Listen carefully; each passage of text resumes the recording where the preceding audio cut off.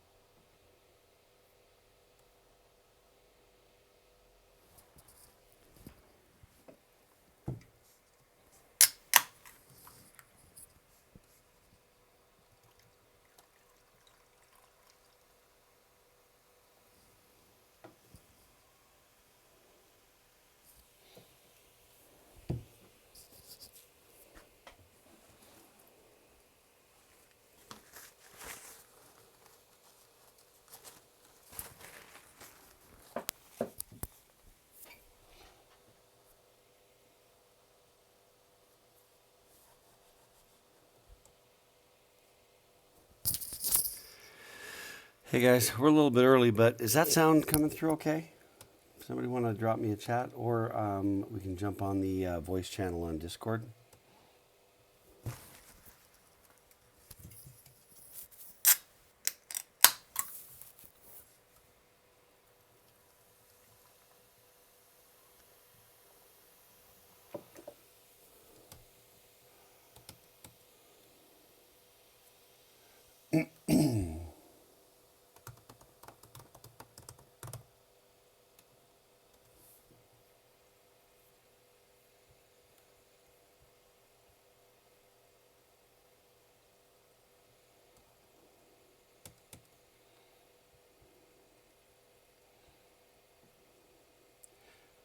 me see.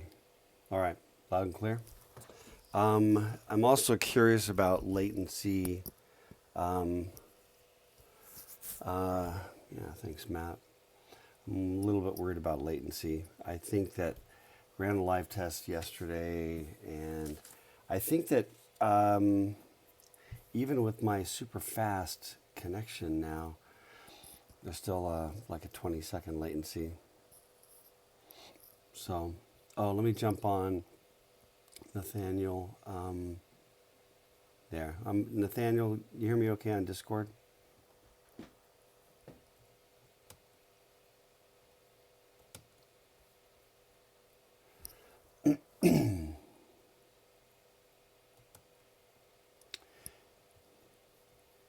Yep. You can also just respond via voice, Nathaniel, if you want. You know, unmute and all that. Just saying. It's all good, man. What have I got? We got some lecture stuff today. This is going to be good. Where am I?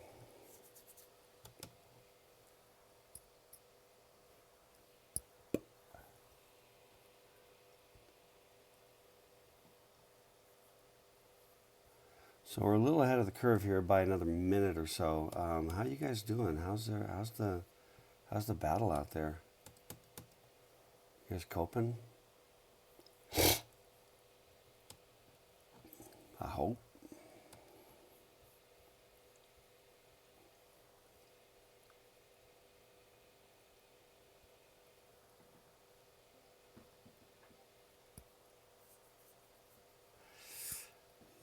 Yeah, Nathaniel, the homework piling up. I gotta figure that out, you know? I think we were doing, let me see, where were we? Yeah, we were wrapping up the metrics thing. Well, we weren't wrapping up. We were getting rolling on metrics. That was it. Okay, let me see. I got 8:30. I got a little bit ahead of the curve this morning. Odd for the 8:30 factor, but I think I'm getting motivated by the fact that we are all out of this thing pretty quickly. By which I mean we're only a couple weeks from kind of done, and I'm going to work with you on getting all that stuff pulled together and getting out, man. We need to get out. Okay, so let me see. I've got, if anybody on I got like 14 now on concurrent on the YouTube live stream. If you want, again, I think the way I'm just going to keep doing this, I've experimented a little bit with the other options. And I think that my play here is going to be just to keep with the system we've got going right now.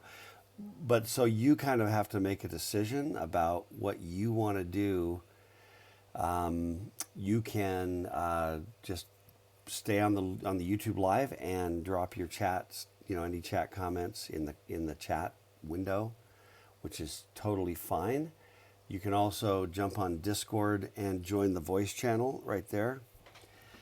And then what that gives you is my voice a lot quicker with a lot less latency, but then the slides are going to be trailing by like 20 seconds. Alternatively, you can just, be on the live and everything's delayed 20 seconds.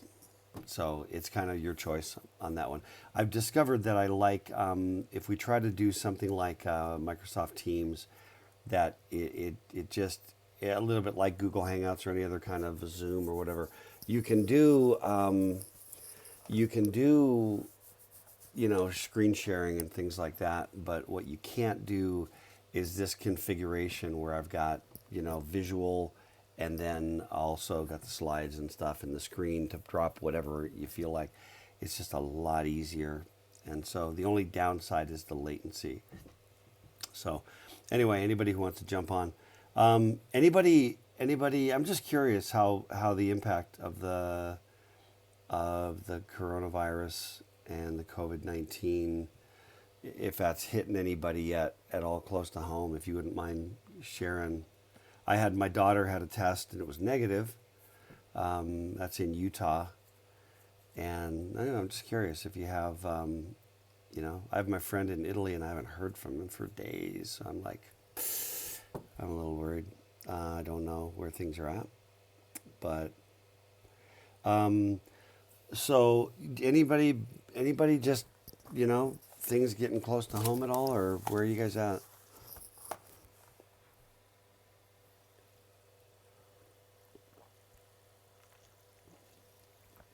I saw your message, Matt. I mean, Emin, that your friend's sister had strep.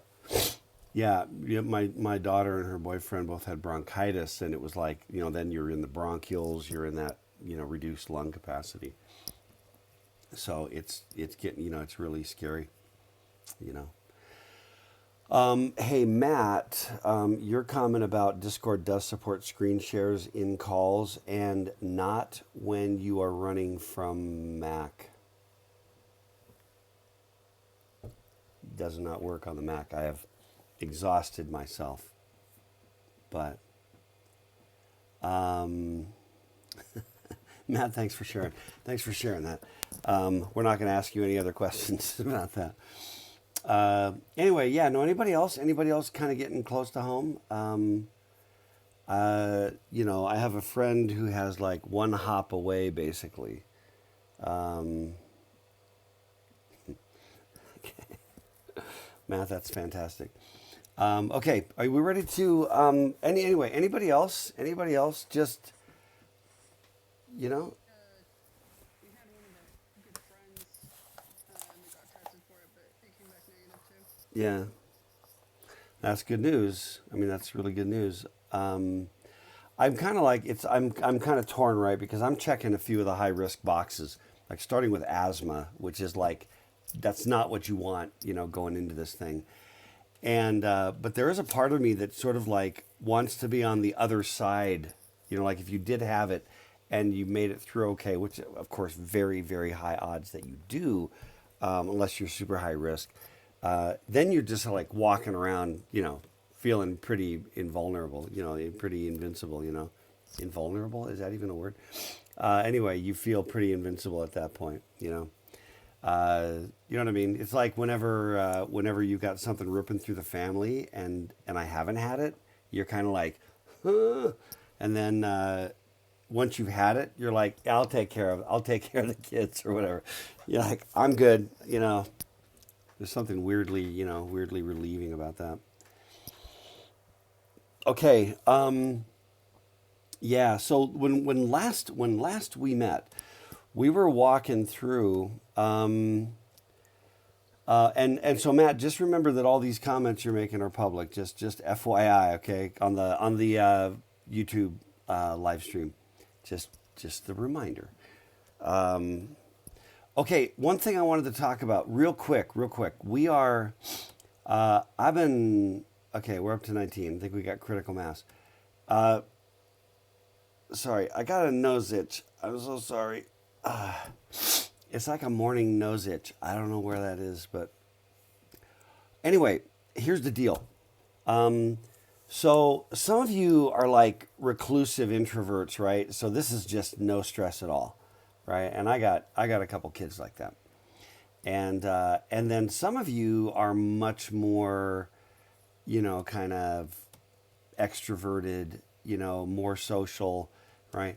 And some of you, like me, are kind of a weird hybrid where, I'm kind of like, I really love the social aspect, doing things with friends, collaborative things, being with people. I love our classroom experiences and whatever. And I like speaking to crowds and just being with people. I really really love that. And then but that's about 50% of the time. And then the other 50% of the time, I just need to be all the freak alone, so I can just heal up. You know what I mean? I think we're probably all over the map collectively as a group, right? But so for those of you that are reclusive gamers, not that you have to be a gamer to be reclusive, you're probably doing great. You know, it's like no like you find like everyone's off your back. You're a hero now. But for some of you that are more social, I think it can be, it starts to really get to you, right? And I'm kind of getting to that point right now where it's like, I really do need some, some human contact. So I love just being able to talk to you guys on class time, you know? And yeah, so I am down in introverted extrovert. I'm kind of like dead even. Anyway, where I'm going with this, and by the way, I don't mind like standing up and talking to 1,000 people. I despise walking into the mall at Christmas and fighting the masses. Hate it, hate it, hate it. I would rather be beaten with a stick than to do that. Okay, where I'm going with this is I feel like we need to give some thought to something that's just a little more fun and collaborative. If you are interested or if you're game, a couple of you are in 3450, and I mentioned this in there, but I want to just mention it again. If anybody's game to do something that's still remote and isolated but is collaborative, I would really love it. And so one approach, kind of an obvious approach, is something musical. We each kind of record our own stuff. I can kick in solidly. I can kick in bass and acoustic guitar. I don't own an electric guitar. I can probably throw down, and I can definitely throw down the drum kit. And I know that there are some of you that play different things in this class. So, and I know we've got some serious vocal chops here as well. But anyway, yeah. So if anybody's interested in maybe pulling something together, I don't know if it's going to be like collaborative across the 3 sections. 3450 was just a bitter disappointment. Those folks, some of you are part of those folks, but there was nothing. So I'm hoping, I know there are some chops in this class, but whether we did that, whether we did like some kind of I don't even know. I really don't know. Like a movie, we'll like cut a film where everybody records on their own phones, and we just kind of like slice it together, or just something creative and collaborative. I don't even care what it is. Like I said, music's obvious. Something with film is obvious, and then just drop a note on Discord or ping me, and that would be great. That sound okay? Does anybody any ideas on that? I just feel like it's a little bit. I need it. I need a little more social collaboration.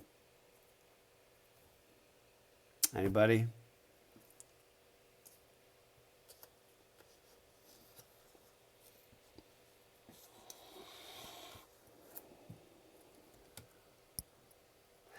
I know, 20-second delay for the YouTubers. Anybody on the Discord channel?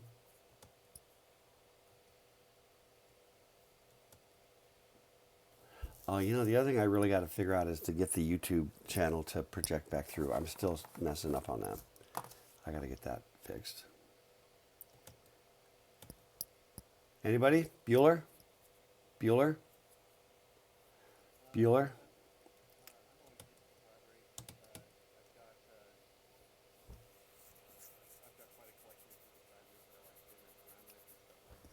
Nice.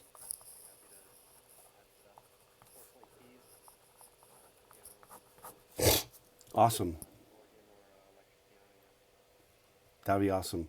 I know Devin's kind of, that would be not McWhorter, but Devin Wright. I know Devin's got some serious vocal chops.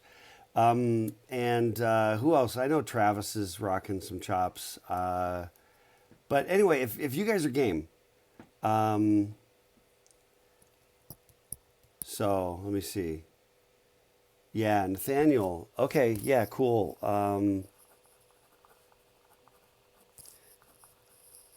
And I'm just gonna throw Devin to the wolves. I know Tim is probably still asleep, but I know Tim plays guitar. And Oh, yeah, Bataya, yeah, yeah. I'm just kind of writing the notes down, the names down.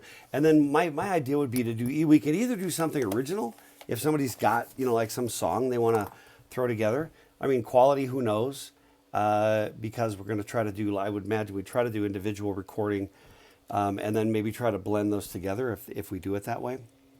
Not like everybody's rocking a home studio. But yes, yeah, Bataya, I'll let you know. And yeah, Matt and those guys are talking about technology, so blah, blah, blah. Okay, so I'm gonna basically ping Travis and Tim on possible recruit. Nobody's forced to do this. If you're game and you want a little bit of social, just a little social interaction, that would be great. I would love it. And then, or if there's anything else you want to do, I just think this is a good time and a good way to kind of stick together. We're all saving a lot of time on our commutes, some more than others. Okay, all right. Yeah, Dallin, School of Rock. That's exactly right. That's exactly right. Our mascot is, our spirit animal is Jack Black. Okay, let me see. Let's do our thing. What else was I gonna tell you? Oh man. Okay. Number one, I wanted. We had this long discussion last time about stats, right? About statistics, about analytics, about understanding, like knowing what you know a little bit more accurately, right? And we went through, some of the stats that we were seeing, right? Some of the visualizations and things like that. And I just wanted, it could be on Discord or again or on chat. Oh, wait, I remember what I was going to remember. Devin Wright. I don't want to put you on the spot, but Devin got an internship and it was relevant to the class. And so again, Devin, I don't want to, I mean, you posted on Facebook, so I figured it was, open information. But it was so relevant to what we're doing that I thought if you had any interest or would be willing to maybe share just briefly kind of what that is, that would you be game, Devin?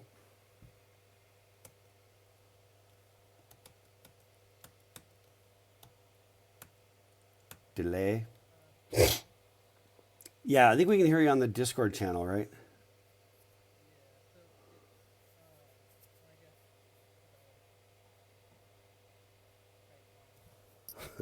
I don't know. I'm not sure the best. We got 369. We got 11 people on the Discord channel, and looks like 21 viewers on YouTube. So there's like 10 YouTube viewers that are not on the Discord channel. Um, okay. Or and also if you want Devin, if you want to just type it and I can kind of take off, then you know what I mean. Then people can kind of read it as it goes. Does that work?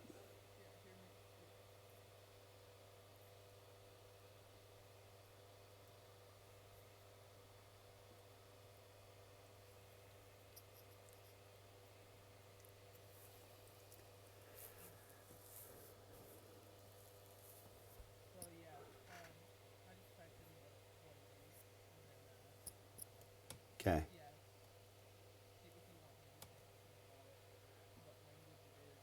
I don't know. Just I mean, if there anything anyway, I guess I just wanted everybody to kind of get a feel that, um, you know, there's really great opportunities that are kind of out there, as CS majors at UVU, and so yeah, so Devin's got this internship for the summer at NASA in the Bay Area, kind of Mountain View, I guess. Kind of that's isn't that like what is that over there? Like the Dryden. Uh, there's a big NASA facility in the Bay Area, Ames Research Center. Yeah, okay. Yeah, and that the topic, so I was kind of it just cracked me up because when Devin told me about this yesterday, day before, whenever it was, and it's like improving a scripting language, and I was like, wow, too bad you don't know anything about programming languages, it would be it'd be helpful if you knew something. No, but right, this is like it's up our alley.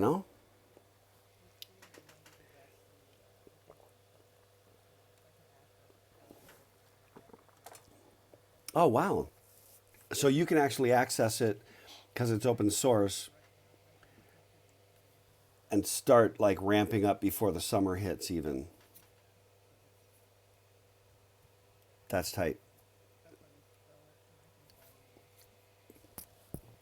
Plexel. Nah, they got to work on that. That just sounds. That sounds like a. It either sounds like a medical condition or the newest treatment pill for COVID-19. You know, I don't know what it is. It's a drug. It's a prescription drug. Plexel. No, seriously, that's a horrible name. But but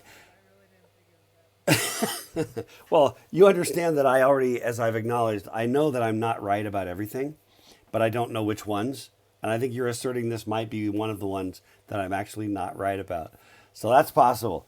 That's entirely possible. Okay. So yeah, no. So congratulations, Devin. This is. I think it's just fantastic, and yeah, man. So and it also I think was a reminder that that this programming language thing, we talk about like the big languages, right? Oh, do we really need another Ruby on Rails, or do we really need another Rust or whatever? But the reality is that here's Devin going off for an internship at NASA, and well, they've got their own custom scripting language. Apparently, I'm deriving this from the title for building autonomous systems, and therefore they've got to work on their own refinements to it to do what they do. And I hope that this class was a contributor. In terms of giving you a little more uh, background, a little more understanding of the programming language space, and I'll be looking for a full report. So anyway, I just wanted to share that. I thought that was just fantastic, and I thought everybody would be interested in that. So let's pivot back to what we were talking about last time, Kay. Um, and so we were talking about metrics, right? And we were talking about. So I guess my first question about metrics was based upon the conversation that we had last time. Um, I'm just curious if any of you have any experiences you want to share about maybe reading the news sort of differently, or just I don't know, and you know what I mean, that something about what we went through last Wednesday, you know, maybe some impact. If you guys would be willing to share it, either on the voice channel or on the chat. And I'm looking something up on my phone that I saw like this morning, last night, that I wanted to share. Anyway, anybody have any experiences?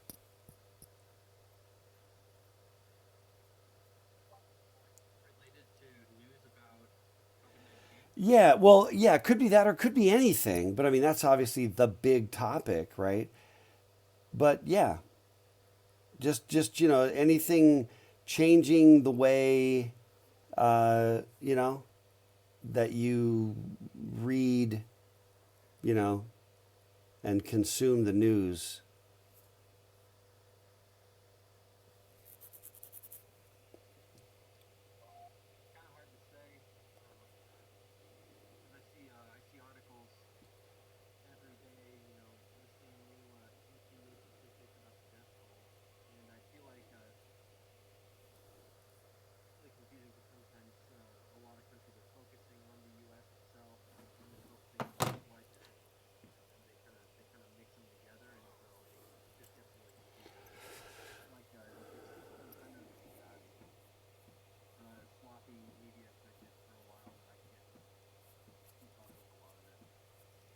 Yeah, oh, absolutely.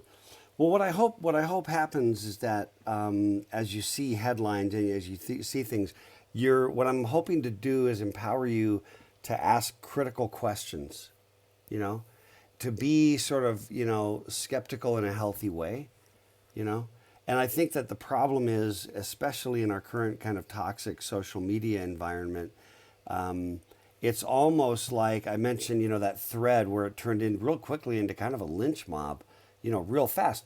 And I was like, okay, if what I perceive you as perceiving is accurate, I would also want to join your lynch mob. So I'm not unsympathetic with what you're feeling as an emotion in response to what you're perceiving. What I'm not sure is what the actual facts in the case are. And we're really, really quick to judge, and really, really quick to pile on, especially when whatever the narrative happens to be, whatever the headline is, if it aligns with our own priors, with our own biases, right? With our own sort of narrative, then we're really ready to jump on. And then when it doesn't, we're ready to be more skeptical. And so I think what happens is that people mistake healthy skepticism and the asking of questions as disagreement, agreement or disagreement, right? So here's an example. I came across this headline. I'll just throw it up here if I can. I don't know if you can read that. See the headline? Give you a chance to look at that. The headline reads, this is USA Today. The headline reads, 10,000 dead of coronavirus in USA, which is true. The latest numbers that I've got, like as of this morning in the US is almost 11,000. So, that's a true thing. And then it says more fatalities than 6 wars combined. So, okay, ready, go. Anybody want to go? Be healthily skeptical about the second part of that. First part, not a problem, right? That's factual. 10 or 11,000. Yeah, Devin, right? Which 6 wars, right? It's like a building blows up, 100 people are killed. I bet you could find 6 wars where those 100 people would also be more fatalities than those 6 wars. So what are we doing? What is the author, Joel Shannon? I don't know Joel Shannon. What is the author really saying, right? What are they really doing? And then also what's my risk, right? What is the risk that I place myself in socially when I ask that question? Like, well, which 6 wars? Right? What's the assumption? Anybody? Bueller? Come on, Bueller.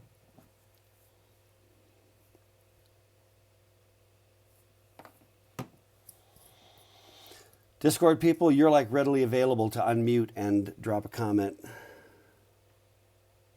Ooh, proxy wars. Excellent point, Ammon. Excellent point, which creates it's another way of examining the idea of what do you mean, what do you mean by war, right? So I think that's really, right, what Ammon is kind of saying on the YouTube chat is really he's questioning the definition of war, which is entirely fair, right?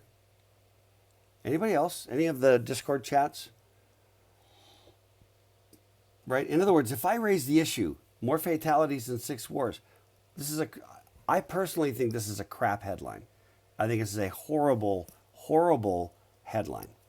Okay? Anybody want to read my mind? Why do I think this is a horrible, or why do you think that, or do you think this is a fine headline? What are your thoughts on that?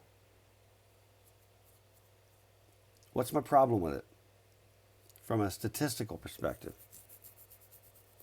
and from an analytical perspective?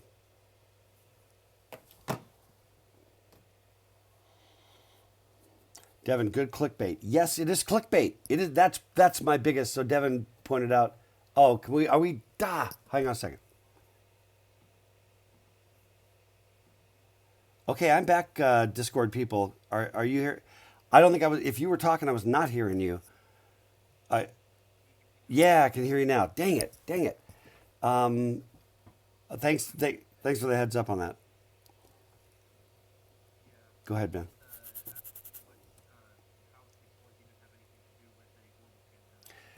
Right? So what does it so what does it have to do? Why are they doing that?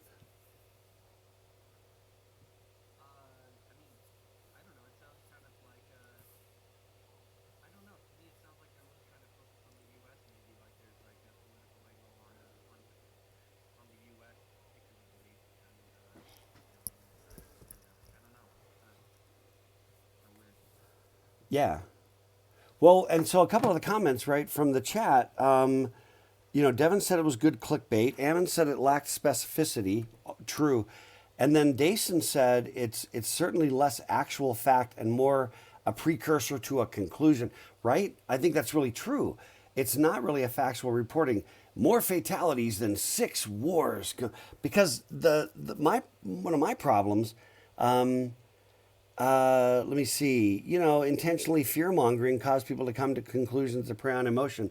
Matt says, I agree. I think it's kind of fear mongering, because I'll tell you what, when you say more fatalities than 6 wars, more fatalities than 6 wars combined, like war is a unit of death, right?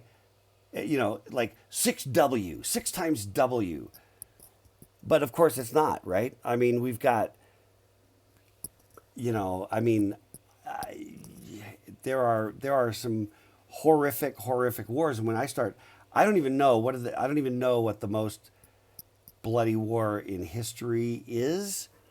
I want to maybe go World War II, but I honestly I don't know enough, and I haven't like double researched it lately. But there have been a lot of conflicts with a lot of dead people, millions and millions of people dead, right? Oh, right. Also, yeah, Devin, other Devin, was it six? What was the comment? Was it 6 wars, 6 individual wars, or 6 wars combined? Right? We don't know. So the whole thing. So to me, the problem is it's this horrible conflating. Okay. Right. If they name the 6 wars, Travis says, if they name the 6 wars, then nobody wants to read it. And then when you actually look in there and you look in the article, it's like the War of 1812 is one of them. I don't even know.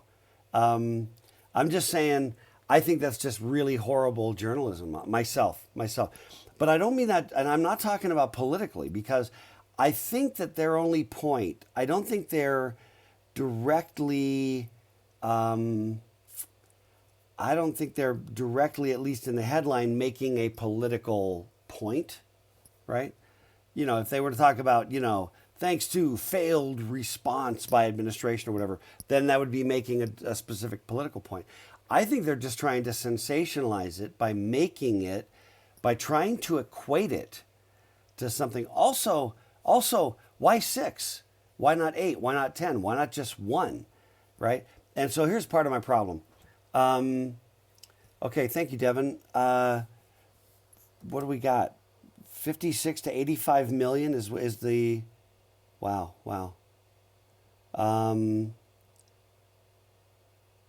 Yeah, there have been some pretty bloody wars, right? The point just being, I think what they're trying to do, and I think this is also where you lose everybody, is by overstating your case, and then in this case, you simultaneously overstate it and understate it. Nice job, Cameron. As far as we can tell, but right, I think that you simultaneously overstate it and understate it, right? Because what you're saying is you're trying to say this is a war. I think, yeah, there are certain analogies to that. And you're also trying to say that there's lives on the line, also true, and that there's a mounting death toll, also true. But, the reality is that this is the kind of stuff. Okay, the Discord chat is just to die for. Thank you. Speaking of death. No, this to me is really problematic, because the people who are going to, buy the clickbait are going to be the people who are going to then walk around going, do you know this thing is so bad? It's as bad as like, and then then it's going to be the telephone tag game. and then it's going to get retold. And by the time it goes about 3 hops down the family line, it's going to be, do you know more people have died in the world from COVID-19 than all the wars in the history of humanity? It's going to get twisted and distorted because it was all a stupid correlation in the first place. It's just dumb. Besides, if you say more fatalities than 6 blahs combined, the 6 blahs that you are trying to combine, they ought to be pretty hefty. Yeah, they ought to be the definitive, like more than the, like for example, if you say, you know, that it's a little bit like saying the U.S. economy is larger than, you know, the 3 next countries. You know, you're dealing with sort of a statistical similarity. You know what I mean? But if you're like U.S. economy greater than 7 other countries, and you know, are they the tiniest ones? You know, are they what are they? San Marino, Liechtenstein? What are these countries? You know, and so you basically you throw the clickbait out there. It's just horrible. And it's horrible statistically. That's really my whole point. It just reinforces my point that I think journalists, on balance, are just really bad at stats and at analytical use of stats. Okay. So anyway, and then I just wanted to hit, some great links for those of you that are just on the YouTube channel. If you jump over to the Discord channel for the class, somebody want me to post an invite to that again? Anybody? Just anyway, there's a bunch of really great links. So just want to get you thinking.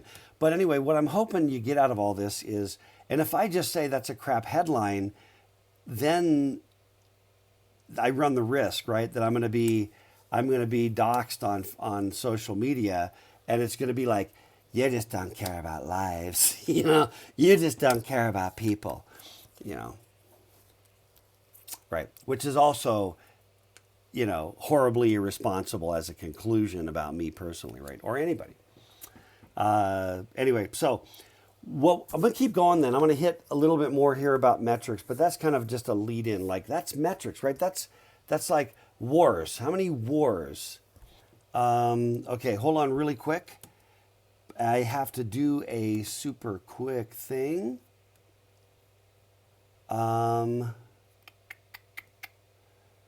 Just a second. Actually, I'm going to do another thing real quick. I am private chatting Devin. It's kind of it's another class thing, but I guess it's a timing thing that I got to do really quick.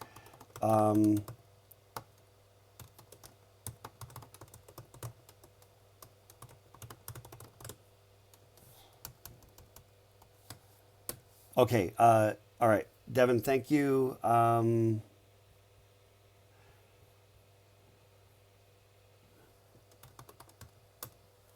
All right. And then, Devin, I'll just let you follow up on that thing. Thank you very, very much. Yeah. So, Devin the Lesser, just all right, man. It's not everybody can be as cool as the other Devin. So, okay. Metrics. Here we go. Here we go, my friends. Let me just get my chat windows visible. All right.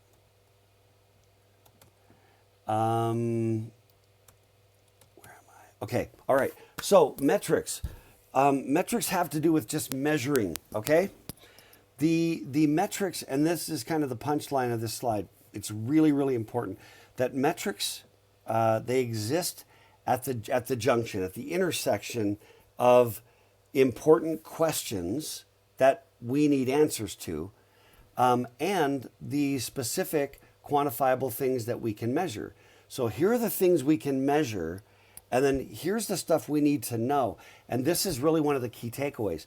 You just need to understand that it is never, I mean essentially never, the case that these just nicely coincide. There's always this gap, okay? And that's why, you know, there's this old joke that talks about untruths by saying that there are There are lies, there are damned lies, and then there's statistics, you know? That's the old joke. And the point just being that there is, even when you're crunching the numbers and you say the data doesn't lie or the data don't lie. No, it's not. Well, maybe that's true, but people lie. And people also just fail to understand what to do with that data, okay, and how to interpret it. And the biggest thing, I think, this right here, so it may seem really obvious, but that there's this intersection between a question that I have a question, and then I have without an answer, and then I have these answers that don't actually directly correlate to that question. And I typically just don't have. And especially when you get into sort of like value judgments, like what should we do? What should we do? Typically, you don't know what you should do. You're always operating on a best guess, on some kind of a risk management scenario, okay? So here's a guiding principle from a kind of a management perspective. If you're going to measure stuff, be prepared to change stuff, okay? If you're not planning to change anything, then don't measure anything, you know? And this is especially true when you apply metrics to the creation of software, okay? Right, so Ben mentions on the chat, you know, that stats often don't have a singular cause. You know, that's absolutely right. There are a lot of confounding factors. There's this, you know, so many variables at play, right? And then, yeah, so good comments on the chat. But there's usually the dynamics are so complex.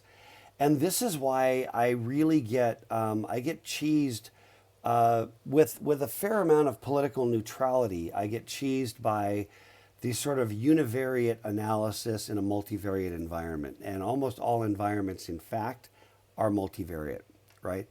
And here's one other one that, and I think it's related to this whole idea of what we're dealing with right now with coronavirus. I remember with you know, recognize also that when you have the opportunity to look back, okay, when you get to look back and do sort of a backward analysis of the dynamics of the data, a lot more is going to be clear, okay?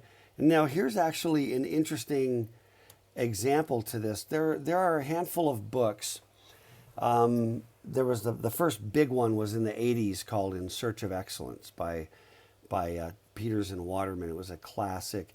And it kind of laid the foundation for books that were of the variety of, hey, let's look back and see what's so great and what makes things great, right? What makes companies great.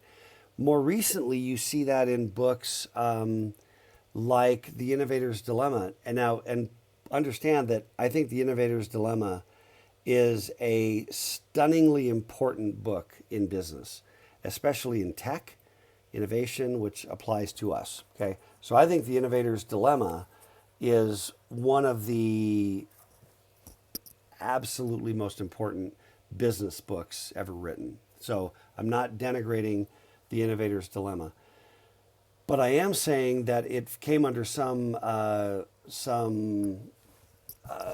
criticism because, in a sense, the problem is if you take all the successful companies, right? So you start out here at the bottom and there's like 1,000 companies. And then up here at the top, there are 2 winners. Where am I at? Like that's the top. And those are my winners. Okay. And so you look at those 2 companies and you say, what did they do? What did they do? What did they do right? You know, because your operational assumption is that what they did or what you see that they do that strikes you as unique is the thing that separated them from the noise down here, right? But the reality is that if you take everything that every one of those companies did, the two that win, those are the winners. You take those 2 winning companies out of the 1,000 down here, it turns out you can find everything that those 2 winning companies did having been done by somebody among the losers. What do you make of that? Right? What do you do about what do you do with that realization? You know? And the problem is that you're backwards. You're looking after the fact. You know? It's like machine learning, you know, and when you're done, all you've got is the training set, you know? Yeah, Dason, survivor bias. You know, but it's a little bit like getting to the end of your machine learning training, and then you're like, oh, there's no live data. It's only just the training set. Well, guess what? It's perfect because all you had to do was look backwards. Okay, and so the first time that I remember being struck by this, and again, it's a mismanagement of data and stats, okay, and of metrics. First time I remember being struck by this was after 9/11, right? And which was horrific. And but one of the things that hit was who was the president? Bush. One of the things that was, you know, like a lot of criticism, right, about the intelligence community, like, you know, well, it turns out, you know, there's always going to be this headline that'll be like, well, it turns out that there was an intelligence agent working for blah, blah, blah, NSA, CIA, something, who sent a memo to somebody saying that he expected this thing to happen. Okay. Now, it's easy when it's all done to look backwards and say, how, and I watched this in real time, led by the journalists, okay? And again, I don't think they really just understand analytics. But essentially, it was kind of like they knew. And then it gets interpreted as they knew and they didn't do anything about it. Then we get to like, you know, it's an inside job and you get these weird conspiracy theories, you know. But you know what I'm trying to say is if you look backwards, it's easy to say somebody sent a memo. But you understand that in the year, and the other thing would be like, you know, there was a memo sent a year and a half before it happened. Okay, how many memos were sent in the year and a half prior to when it happened? Literally, how many memos were sent? Millions?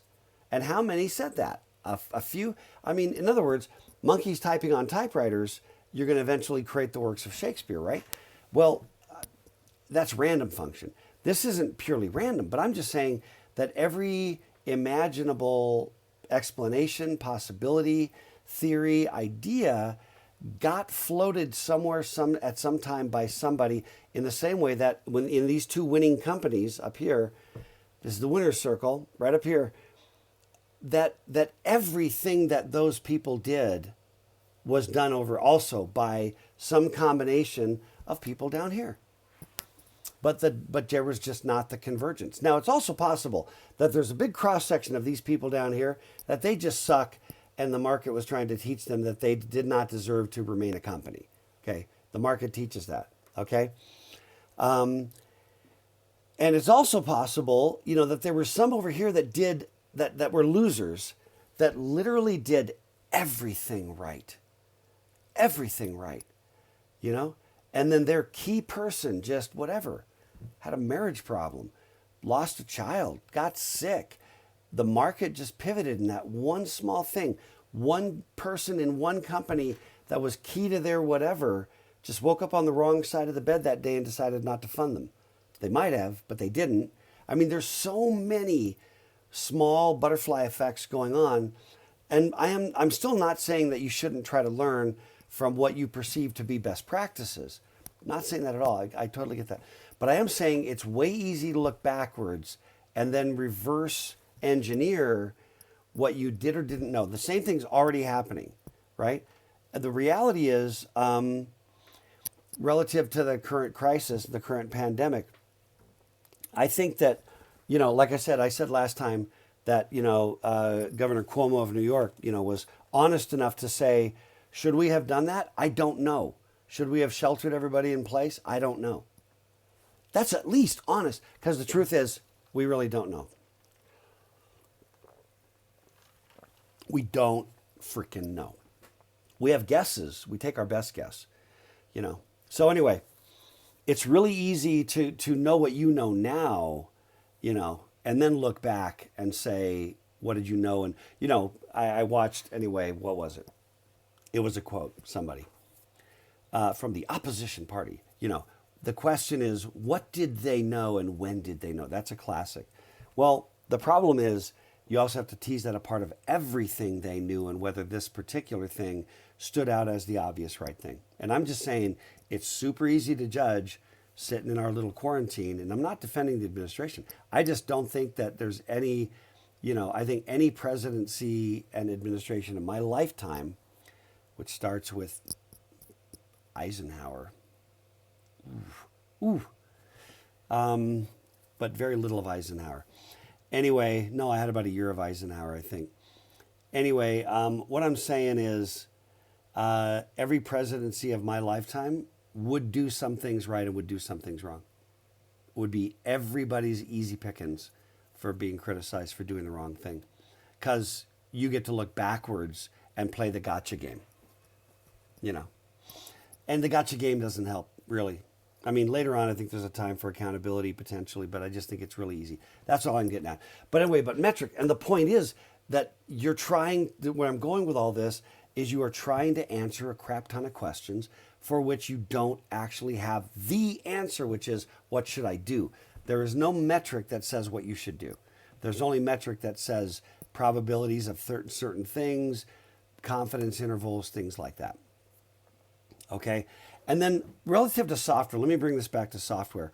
A problem is with the coronavirus pandemic, we are living right now news cycle wise in a stats rich environment. There's so much stats being tossed around and most of it badly.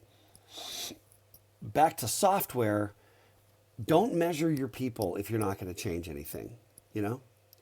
And then the other one is just to be careful what you measure because you just might get it. Okay? So there's this one. Did I show you this already? Or did I show you this? I showed this in another class. Didn't I? Did I show this in 3450 or in here? I think I showed it in 3450.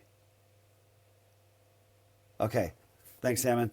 Yeah. So here's an example, right? This is Dilbert, who says, I don't know if you can read that okay. Here's my timesheet, including guesses for the next 2 days so I can meet your arbitrary clerical deadline.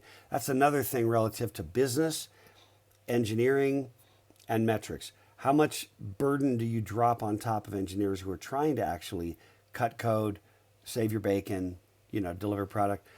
So Dilbert says, if anything important comes up, I'll ignore it to preserve the integrity of the time reporting system. And she says, are you finished annoying me yet? Dilbert, according to my timesheet, I'll be here for another 14 minutes. And this is fantastic, right? And you just have to ask yourself, you know, what are you measuring? Why? Sometimes companies get into this mode where they just start getting jiggy about measurement and metrics. They want to measure stuff, you know, and they might even have the right motives for why they're measuring. Yeah, Matt, Dilbert is often on point. You know, by the way, I swapped email with Scott Adams. Scott Adams. Scott Adams. Sorry. Douglas Adams and Scott Adams, both very funny. Anyway, okay. Hey, Devin. Sorry, cool Devin. I'm sorry, I have a quick to interrupt. Devin, if you could just jump over on your, sorry, crisis in another class.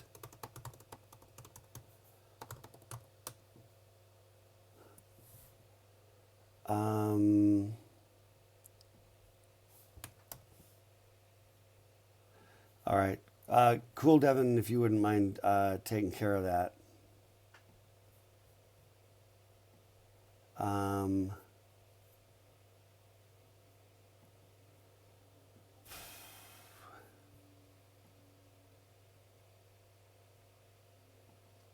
Oh, and hey, Devin, hang on, actually.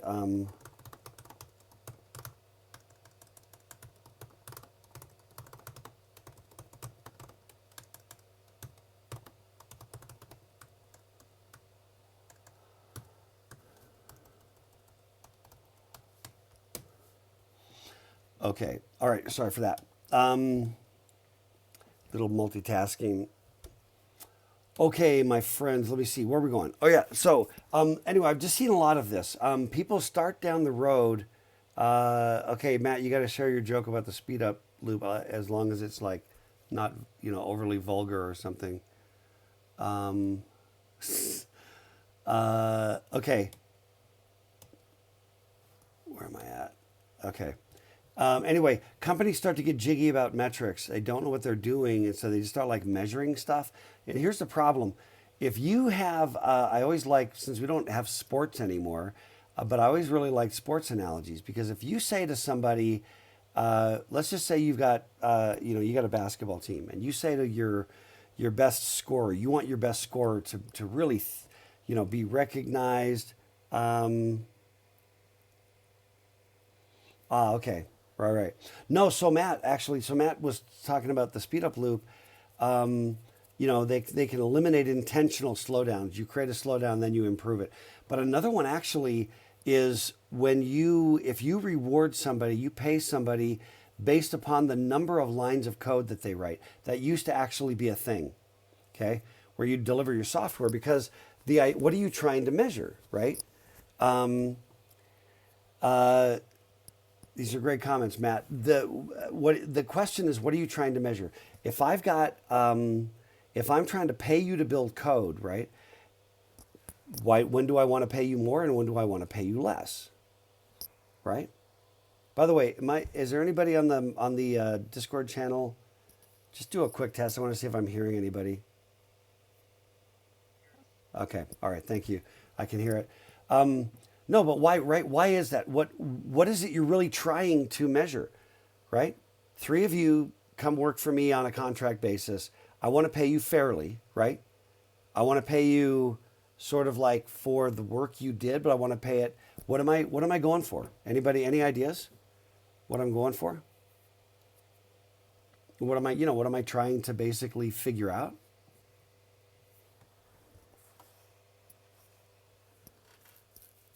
If I'm trying to be fair.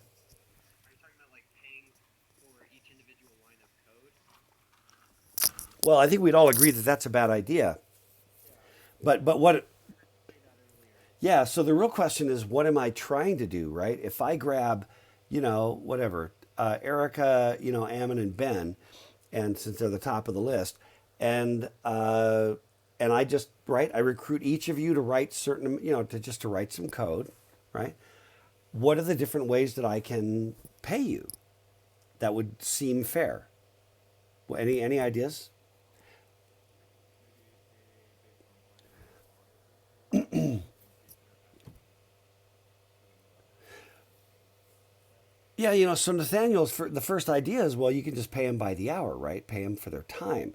Well, let's just say that, hypothetically, Erica is 10 times the coder that Ammon is. This might be true. I don't know, right? I'm not saying it's true. I'm saying it might be true.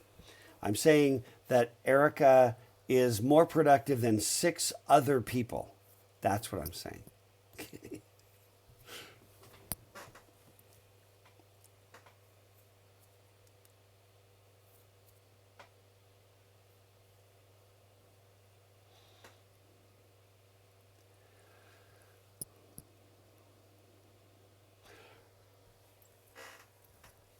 Right.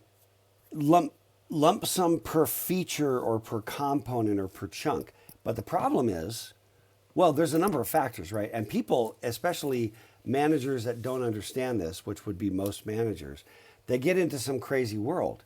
Because let's just say again, hypothetically, I like this one, but hypothetically, Erica is 10 times better than Ammon and 20 times better than Ben. Okay? And Ammon is twice as good as Ben. And Ben's fine. But Erica and Ammon are just like, well, Ben's fine, Ammon's incredible, and Erica's like a freaking genius. Okay? She's absurdly genius. Okay. We could fill any names. Nobody take offense, okay? Especially Ben. um, yeah, but the problem is, so Ben cranks, and let's just say, so first of all, how do you even know that these modules were equivalent? Let's say that or that you could even gauge how complex or difficult the modules were, right?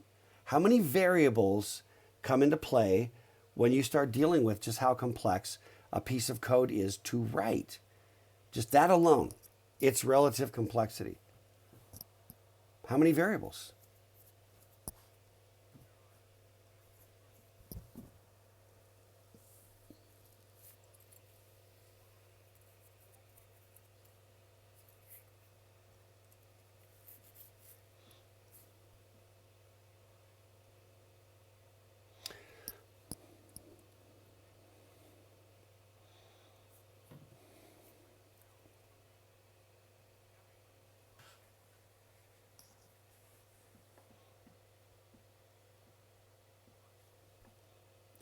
Yeah, no, that's right. That's right. So, yeah, number one, they might just be being assimilated, and corrupted. But more than likely, in fact, the big managerial mistake that people make is they come rolling into a company, they see a bunch of bad stuff. And maybe this is in fact bad, but maybe it's not. Maybe there's some balancing of forces, right? Which relates to the patterns, 3450. But maybe there's some balancing of forces that led to this weird half-baked solution that doesn't look on the surface very elegant, but when you really get down into it, turns out to be quite elegant in light of everything, but you don't perceive it at first. Managers will roll in, look around, and feel like, I got to make my mark felt. Now I need to let everybody know who's the friggin' boss. And they will roll in and start like reorgan everything. And I just think it's almost always a very, very big mistake. Okay. For a whole bunch of reasons. Again, the problem is that every one of these things, we just get into this kind of black and white thinking. It's like, well, that's over here, and that's over here. And there's a strict dividing line. To bucketize it, taxonomy is not that clean. And so the reality is that there's this constant dynamics at every turn of multiple variables coming into play over here, being, coming across another multiple crap ton of variables, all leading to any number of outputs with also their complexity, So yeah, Evan, so we need to talk. Oh my gosh, open office floor plan. Oh my gosh. I have opinions about that. So Ammon, we have to talk Peopleware by DeMarco and Lister. That's the book. That's a critical must read. Peopleware. If somebody wants to post a link to the YouTube chat stream and the Discord channel, that would be great. Just maybe drop an Amazon link. Peopleware. It is one of those Peopleware is one of the most important books ever written in the software field. It is so huge. Okay. But anyway, the problem is coming down to metrics. It's coming down to measurement. Okay. So the problem is, let's say that through some kind of magic, but I don't even know how to project. How do I predict how complex or difficult a certain chunk of code is? Maybe that isn't at all relevant at all. Maybe it's more to do with the probability that I can build it myself versus, and the relative importance to me. And that's the metric that determines what the price tag is.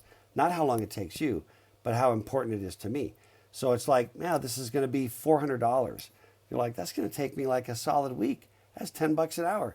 You're like, well, that's what it's worth it to me. That's fair. And that's not based on your worth as a programmer, but the worth of the software to me. But there was a classic back in the days of the IBM versus Microsoft relationship when they were first doing OS2. That IBM's methodology for paying contractors was literally lines of code.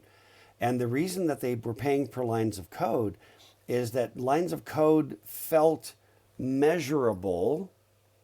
Well, it is measurable. It's measurable after the fact. Well, even that, it's not perfectly measurable. What's a line of code? If you're in C++ and you put the bracket out at the end of the line versus at the beginning, is that like now 2 lines instead of 1? So the reality is that's not even super clean. How do you count white space? How do you count comments? Are you going to demotivate somebody to build comments because you don't pay them for those? But if you pay people for comments, what stops somebody from just putting in an entire blank page of nothing, right? So anyway, people would do things like, just make really, line of, as Amma said in the chat, line of code is a horrible, horrible metric.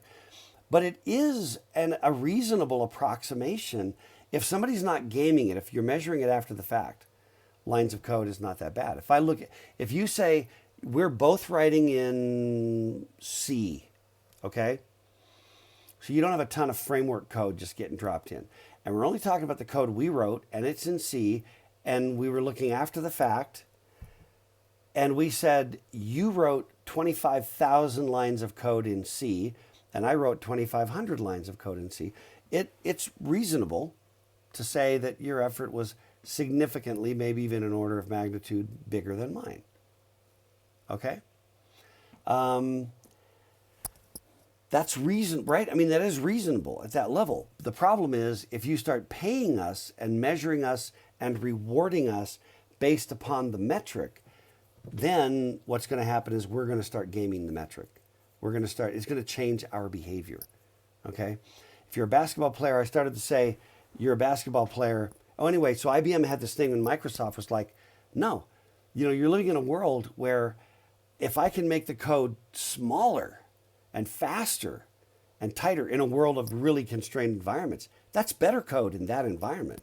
In other environments, it might be bad code, right? Once again, so many variables, okay?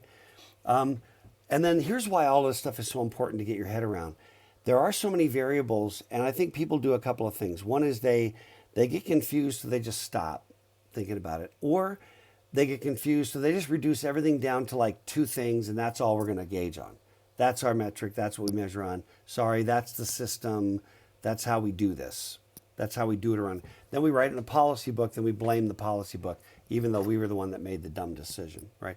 Because I think the difficulty is that the dynamics of what you're trying to manage are so complex that without a really decent base of knowledge, understanding, and comfort with metrics and stats and this sort of analytics, you just get overwhelmed and you don't know what to do, right?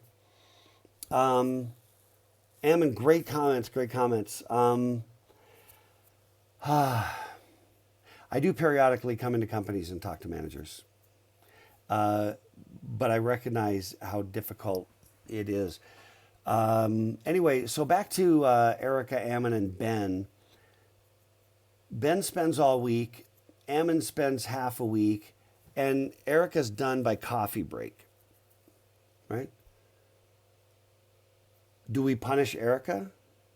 Do we say, and then Erica takes off for the rest of the day, and she's a solid day and a half before Ammon, and 4 days before Ben, and do we say instead, here's another metric that influences behavior. I've seen it done. You're in a death crunch mode. This happened when I was at Novell and working in system test. We had automated test cases that we could run overnight. Right? We just configure it, set up a certain configuration. The test would run for some number of hours. We'd swap out the hardware, run the same test suite again. And we could do I don't remember what it was. It was like 20,000 test cases overnight, automated. And so we could basically just go home, at 6 or whatever. We'd get our tests ready to go. We'd start them running. We'd all go home, come in the morning and start sifting through what we did. And another team that had no automation and was doing all of their tests manually were there all night, every night, late nights, so management comes rolling in during the death crunch and they're kind of where's Chuck's team? Well, Chuck's team's all home. By the way, getting rested, getting refreshed, time with the family, sleeping in their own bed, and coming in ready to hit it again while 20,000 test cases get run. And that's bad. But running 100 tests, 4 people running 100 tests manually, until 2 a.m. every night, and then just being strung out, beat up, this is good because it feels like we can measure their effort. So again, that is the metric is critical. And in that case, the metric was time in the office. And by the way, if there's anything that goes away after this, pandemic, I hope that time in the office as the ultimate metric goes away. I really do. I think it's always been a bad metric. Okay. By the way, fantastic comments in the YouTube live chat, and also in Discord. So if you're not hitting both, double check those. Okay, so yeah, Dilbert, how we doing? Yeah, this is what I hope you can. What I hope you can see is how much there really is to say about this. Last thing, I mentioned basketball. If you say to your star scorer, that you get $1 million bonus at the end of the year if you are like the NBA's scoring leader, if you get the scoring, what do they call that? There's an award, for the person, and the scoring is simply the largest number, average number of points per game. And let's say at some point, you realize that you're not going to play for a championship. Maybe you're not even going to make the playoffs. Oops, you're not even going to make the playoffs. What do you do if you're that guy? You just score. You become a ball hog, right? Your team starts losing games. Your team starts losing game after game after game while you're scoring 50, 60 points a game, so you can get $1 million bonus. In other words, when you reward based upon a metric, then it will feed that metric. It'll feed the behavior associated with that metric. You have to be very, very careful. Anyway, and sports are full of this kind of thing. Okay, let me hit a couple things then while we've got 5 minutes. I want to introduce this idea, and when I'm done, I'm going to go back through and reread the comments and stuff because they're just great. I want to talk about 4 different scales. I can kind of hit this fairly quickly, and then we can, come back at it on Wednesday. And by the way, I think we're going to be all wrapped up with lectures by like end of next week. And then we'll just kind of go into like manage stuff, get the final roll in and stuff like that. But these are 4 different kinds of scales, and we'll talk about kind of what we mean by these kinds of scales, okay? A nominal scale essentially means that there's no ranking, okay? It's kind of like, okay, let me see, Erica, Ammon, Ben, Bryson, you're going to be the green group, and Devin the other who changed his name, Jake, you guys are going to be the purple group, right? I mean, so we can put these in like a scale. We can talk about a scale, but scale doesn't even tell the story, right? You can't say that the green group is better than the purple group or is higher than they're just different buckets. They're just different buckets. Okay? And people get into these weird dynamics, like in baseball, right? You've got the what do you got? The AFC and the NFC. You've got in the NBA, you've got the Eastern Conference and the Western Conference, right? And those are just that. Those are nominal scales, but people will still try to say, well, the Eastern Conference is better, or the Western Conference is better, or the AFC is better than the NFC, based on something. A very similar one in college football, which used to be a thing, is like conference affiliation. Literally, some of the, there are things that literally find their recipe, profit sharing and money things, literally based upon what conference you're in, even though everybody's kind of, Division I football, but some are more equal than others, right?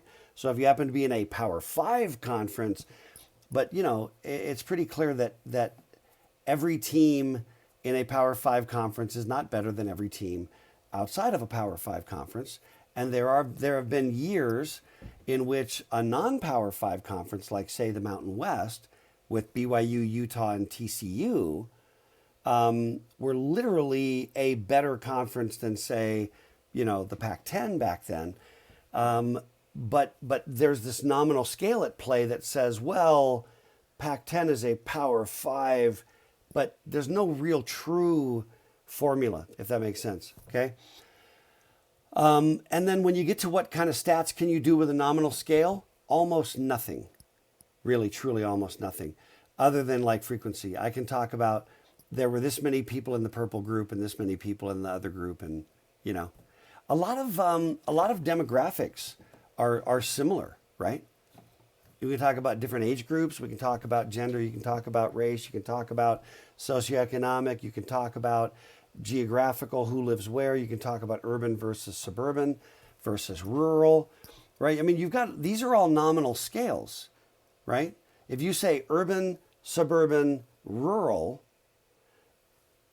sure, that's a scale of sort of like proximity to the city, but is it, which one's better? Well, that doesn't exist. Has no meaning, right? It really has no meaning. There are pros and cons to all of it, right?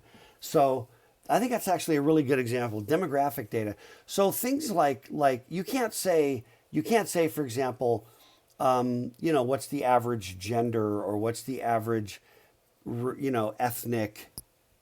It makes no sense to talk about averages. What's the average state?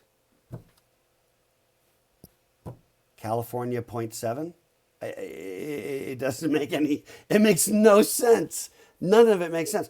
But frequency does make sense, right? How many of whatever you can talk about. The problem is that people get very confused about this, okay? One more minute. Ordinal scale is the one that is most often abused badly. In an ordinal scale, there is a ranking, okay? And I'll give you the perfect example. Perfect example is the SRIs, okay? We call them here at UVU the SRIs. They're the evaluations, the student evaluations of teachers and classes, right? Or like kind of the rate my professors. Here's the problem, that there is no uniform distance, right? And here's the interesting thing: when you do the SRIs, let's say that there are like 10 students in a class who fill out the SRIs, right? Now, and let's just say that of those 10 students that fill out the SRIs, 9 of them, I'm going to do the numbers here, 9 of them say 5, okay? And 1 of them says 1. All right? Because that one person, well, either, I don't know what happened, right? That one person's a cranky pants, or not sure. Maybe they were just a bad personality match, or maybe that professor was literally great with everybody and was deliberately bad with that one student. So we don't know whose fault it is, who was really doing it. But if I do all that, I get an average score of 4.6 on a 5-point scale, okay? With that kind of a thing. That one individual, 9 out of 10, thought that this professor was the bomb, and that one individual brought the average down from a 5 to a 4.5. Now, what if instead you did median, okay?